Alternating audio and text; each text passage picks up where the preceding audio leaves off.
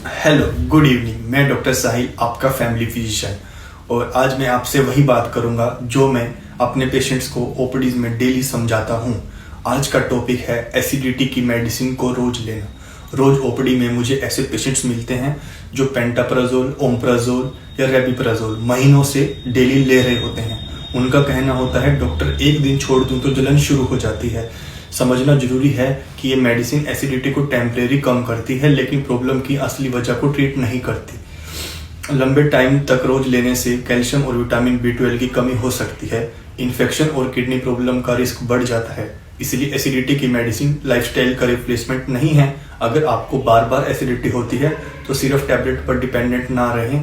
खाने का टाइम सही करें, लेट नाइट और स्पाइसी फूड कम करें, और जरूरत पड़े तो डॉक्टर से चेकअप करवाएं। याद रखिए, रोज एसिडिटी की टैबलेट लेना सॉल्यूशन नहीं, प्रॉब्लम को छुपाना है। Thank you.